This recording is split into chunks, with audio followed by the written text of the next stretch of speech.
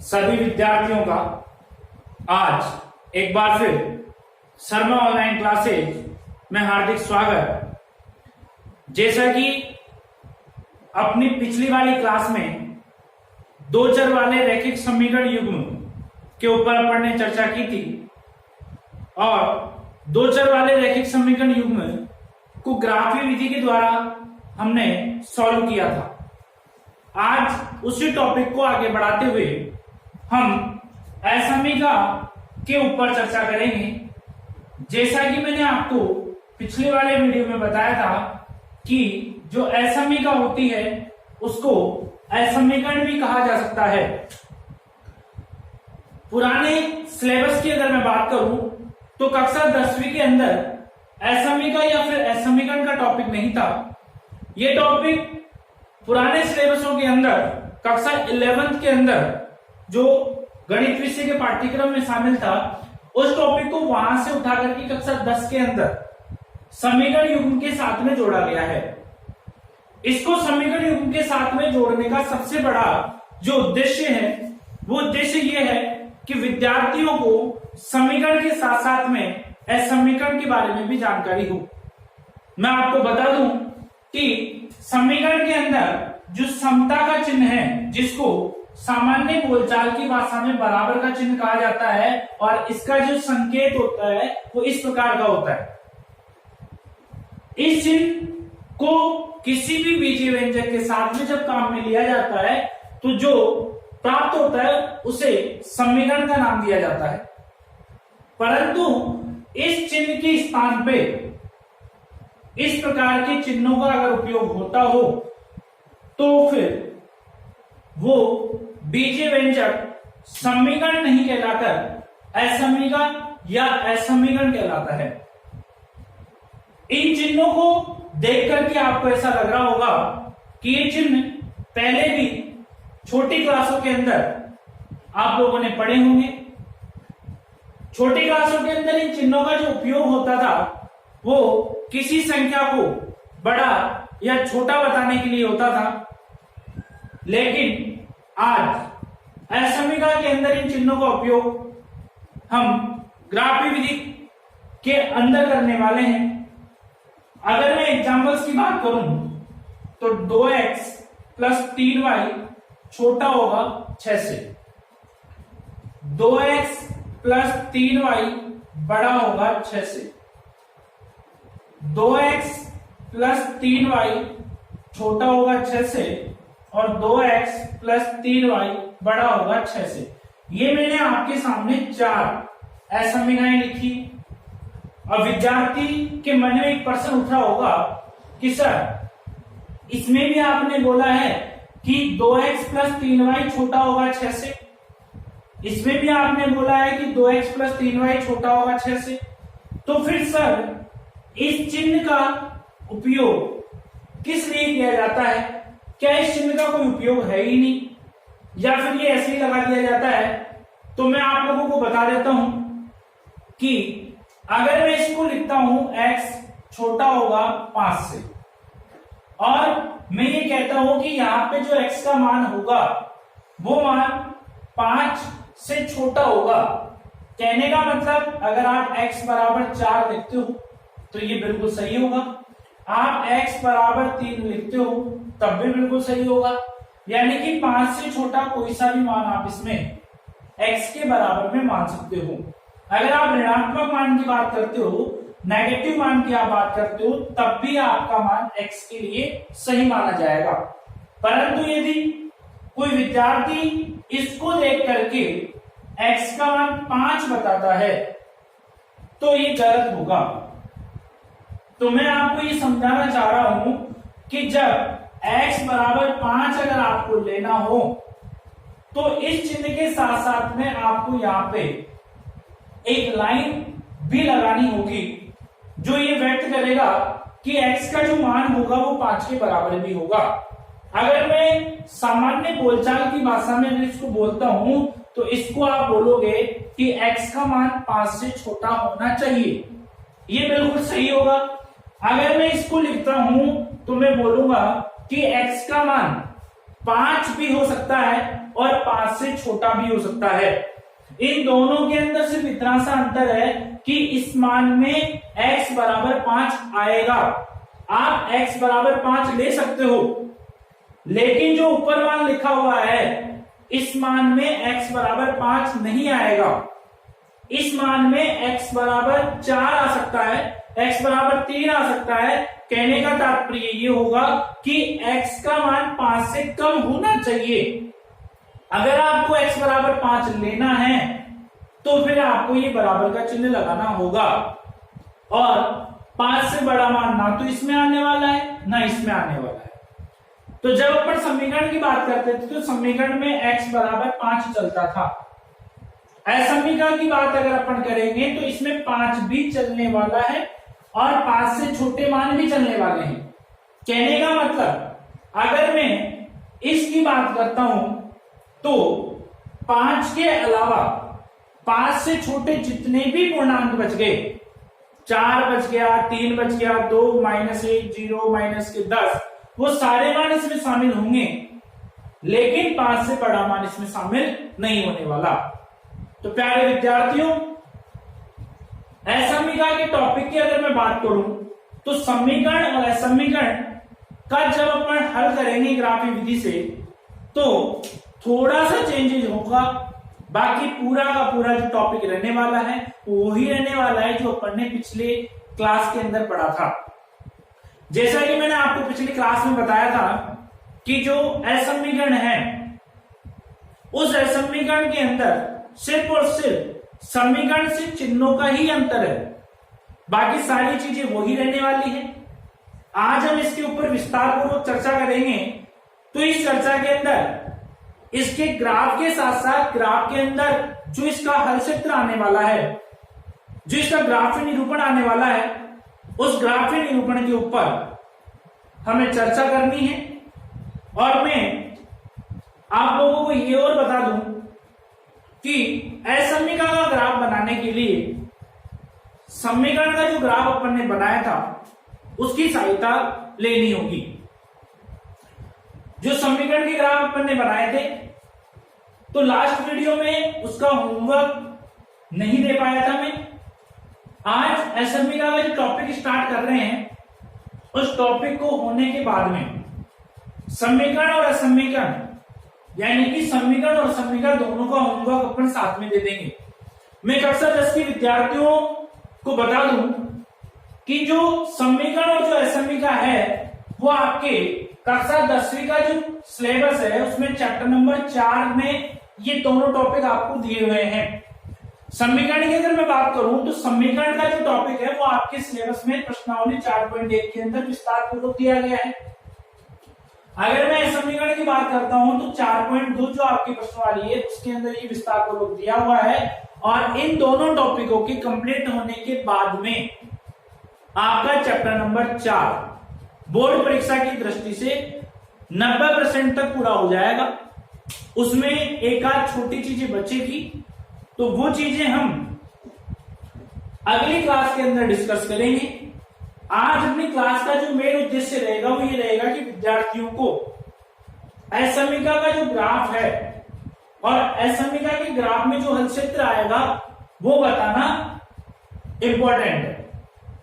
तो आगे बढ़ते हैं, अपन बात करते हैं अपन असमीकरण के हल क्षेत्र की। तो देखो, सबसे पहले मैं आपको बता चुका हूं कि समीकरण और असमीकरण में क्या अंतर है। चिन्हों के बारे में अपन ने बातचीत की। चिन्हों के बारे में मैंने आपको बताया कि किस प्रकार से बड़ा और छोटा और बड़े छोटे के साथ में बराबर का चिन्ह भी उपयोग में आने वाला है। अब अपन स्टार्ट करते हैं असमीकरण का ग्राफीय निरूपण। तो मैं टॉपिक डाल देता हूं यहाँ पे, असमीकरण या फिर असमीकरण का ग्राफीय निरूपण। असमीकरण या फिर असमीकरण का ग्राफीय निरूपण अपन पढ़ने वाले हैं। मैंने क्वेश्चन लिया 2x + 3y छोटा या बराबर होगा 6 के। देखो विद्यार्थियों, जो समीकरण मैंने ली है ये समीकरण आपके पाठ्यक्रम में से ही मैंने ली है, लेकिन मैं आपको बता देता हूं कि असमीका या समीकरण से संबंधित कोई सा भी प्रश्न, चाहे वो आपके पाठ्यक्रम के अंदर दिया हुआ हो या फिर आपके पाठ्यक्रम में नहीं दिया हुआ हो, उनके अंदर आपको कोई प्रॉब्लम नहीं आएगी। अगर आपको एक क्वेश्चन के लिए ग्राफी निरूपण का हल क्षेत्र प्राप्त हो जाता है तो आप बाकी क्वेश्चनों को भी उसी प्रकार से कर सकते हो। जैसा कि मैंने पिछली क्लास में आपको बताया था कि प्लस माइनस चिन्हों का आपको विशेष ध्यान रखना है।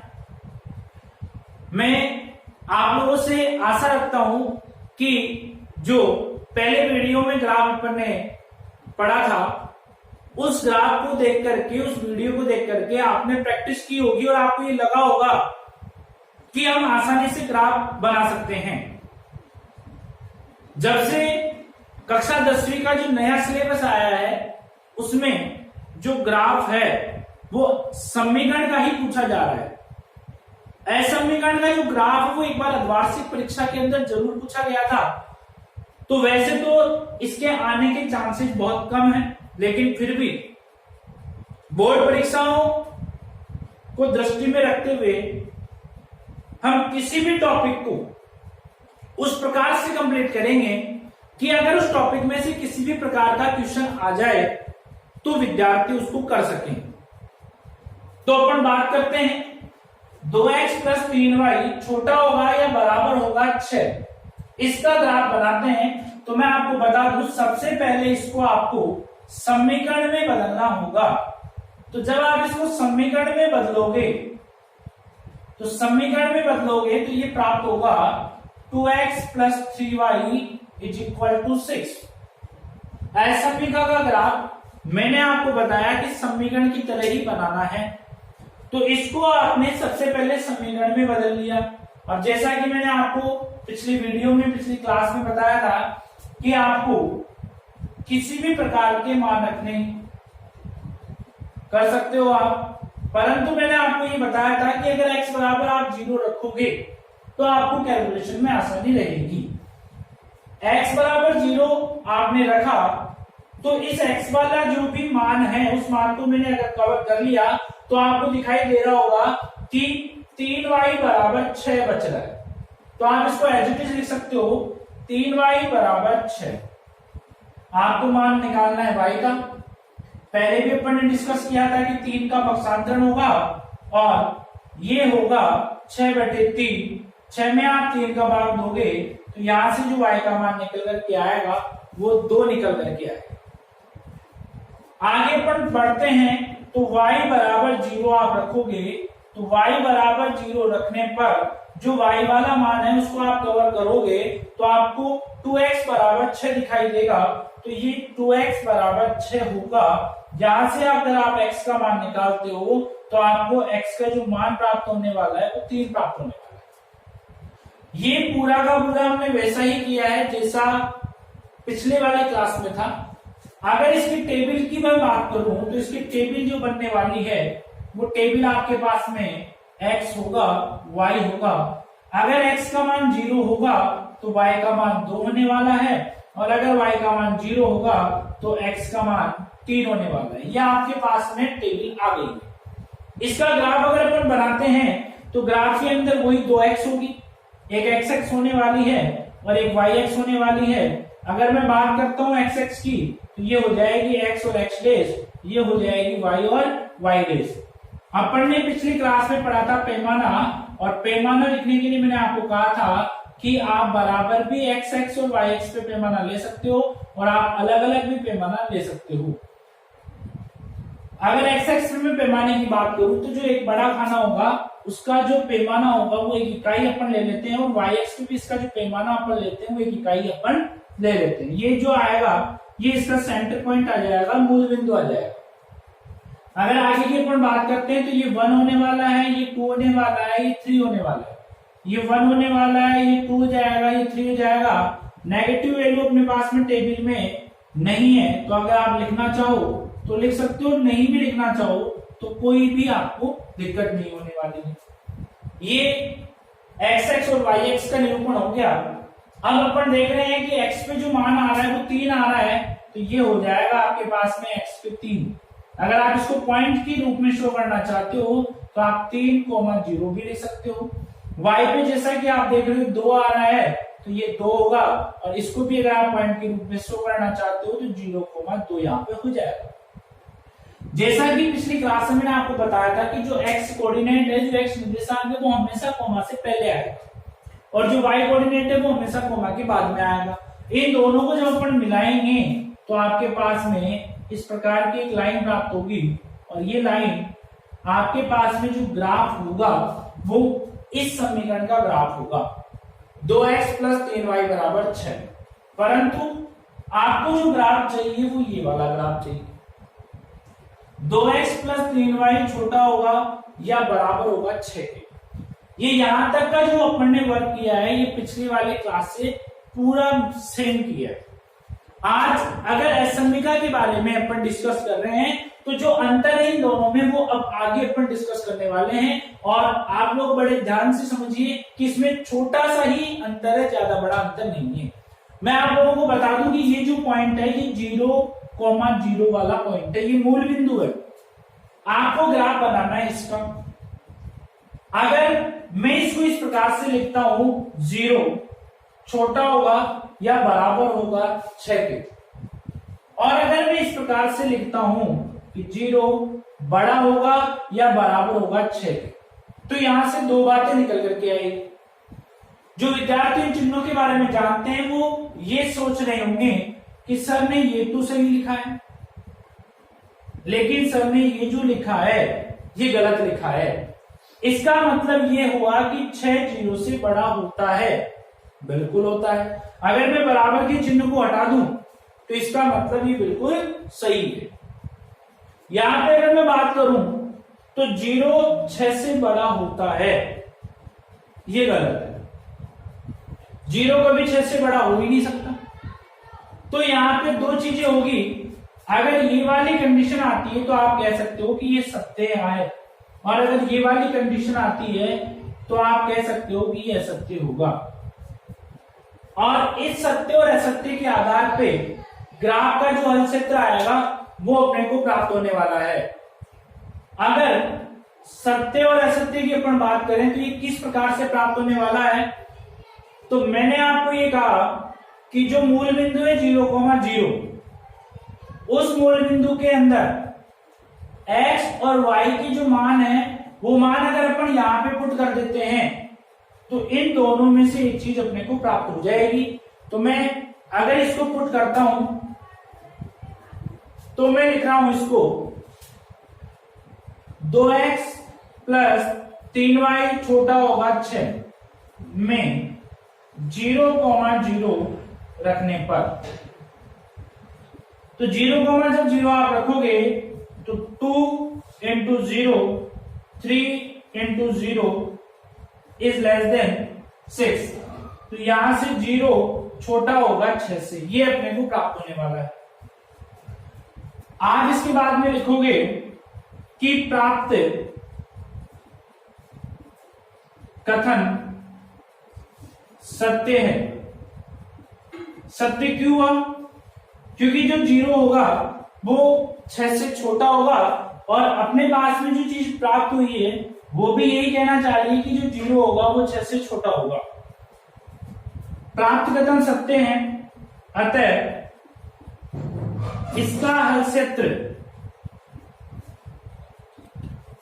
0,0 की तरफ होगा। आप 0,0 के स्थान पे मूल बिंदु भी लिख सकते हो, क्योंकि जो 0,0 है वो मूल बिंदु ही होगा। तो यहां पे अपन ने ये देखा कि अगर ये सत्य आता है तो इसका हल क्षेत्र मूल बिंदु की तरफ होगा, और अगर ये असत्य आ जाता है तो इसका हल क्षेत्र मूल बिंदु के विपरीत ओर होगा। अब किस प्रकार से मूल बिंदु की तरफ होगा और किस प्रकार से मूल बिंदु के विपरीत होगा उसकी चर्चा अपन करते हैं। तो पहले इस सवाल को मैं कंप्लीट कर लेता हूं, उसके बाद में दोनों ग्राफों के बारे में अपन चर्चा करेंगे। तो आपने देखा कि प्राप्त कथन सत्य है तो इसका हल क्षेत्र मूल बिंदु की तरफ होना चाहिए। ये आपके पास लाइन जा रही है, मूल बिंदु है ये वाला, तो इसका जो हल क्षेत्र आएगा वो इस प्रकार से इस तरफ आने वाला है। तो इस प्रकार से अपने को एरो के निशान करने हैं। जिससे ये अपने को पता चल जाएगा कि इसका जो हल क्षेत्र होने वाला है वो मूल बिंदु की तरफ होगा। अगर मूल बिंदु की तरफ नहीं आता है, किसी क्वेश्चन में अगर इसका जो मान आता है, जैसे मैंने इसको चेंज कर दिया, मैंने इसको लिख दिया इस प्रकार से। अब अगर आप इसको सॉल्व करोगे तो इसका ग्राफ तो वही बनने वाला है, लेकिन जब आप 0,0 पुट करोगे तो ये इस प्रकार से प्राप्त होगा। जो प्राप्त अपने को हो रहा है वो असत्य है, ये पहले ही अपन ने डिस्कस कर लिया। तो अगर मैं इसके हल क्षेत्र की बात करूं तो इसका जो हल क्षेत्र आएगा वो लाइन तो यहीं से जाने वाली है, मूल बिंदु है ये वाला। अब ये असत्य आ गया तो अभी अपन ने लिखा था कि इसका क्षेत्र मूल बिंदु की तरफ होगा। आप ऐसा भी लिख सकते हो कि इसका हल क्षेत्र मूल बिंदु की तरफ होगा या आएगा। अब ये असत्य हो गया तो इसका हल क्षेत्र इस तरफ आ रहा है, सत्य वाले का हल क्षेत्र इस तरफ आ रहा है। तो अगर कोई कथन असत्य आता है तो उसका जो हल क्षेत्र होगा वो दूसरी साइड में चला जाएगा, यानी कि इसका जो हल क्षेत्र होगा वो मूल बिंदु की विपरीत दिशा में चला जाएगा। ये दो प्रकार के क्वेश्चन अपने को असमिका के अंदर मिलने वाले हैं। एक की अपन ने बात की है सत्य वाले की, असत्य वाले की मैंने आपको बता दिया है। अब आप जब क्वेश्चन करोगे तो आपको पता चलेगा किस प्रकार से होने वाला है, किस प्रकार से नहीं होने वाला है। कुछ क्वेश्चंस मैं यहाँ पे नोट डाउन कर रहा हूं, वो विद्यार्थियों को प्रैक्टिस के तौर पे करने हैं। अब मैं आपको यहाँ पे जो ग्राफ दे रहा हूँ वो असमीका वाले ही दे रहा हूँ, तो उससे आपके समीकरण वाले टॉपिक भी क्लियर हो जाएंगे। दो क्वेश्चन में यहाँ पे लिख रहा हूँ 4x + 5y > 20। सेकेंड क्वेश्चन की मैं बात करूं तो 3x + 7y > 21। ये दो क्वेश्चन आपके लिए होमवर्क है, HW है। आप इनका हल क्षेत्र बनाइए। दोनों के अंदर जो क्वेश्चन मैंने दिए हैं उनमें से एक का सत्य आएगा, एक का असत्य आएगा। अगर ये दोनों क्वेश्चन आपसे कंप्लीट हो जाते हैं तो फिर अपन आगे के टॉपिक के बारे में चर्चा करेंगे। आज जो अपन ने पढ़ा है मैं आशा करता हूं कि आप लोगों को समझ में आया होगा। थोड़ा सा नया अपन ने पढ़ा है लेकिन ज्यादातर जो चीजें हैं वो पुरानी हैं। तो आप सभी विद्यार्थी बड़े सावधानी से वीडियो को देखो और जो क्वेश्चन मैंने दिए हैं उनके ऊपर प्रैक्टिस कीजिए। जितनी ज्यादा आप प्रैक्टिस करोगे उतना आपको बेनिफिट मिलेगा। तो अगली जो क्लास होगी वो अपनी कल होगी और उसमें इनसे जो छूटा हुआ टॉपिक है उसके बारे में अपन चर्चा करेंगे। और अगर आपको ये वीडियो पसंद आता है तो आप लाइक करें, शेयर करें, सब्सक्राइब करें और बेल आइकन को दबाएं। तब तक के लिए आपसे अलविदा और धन्यवाद।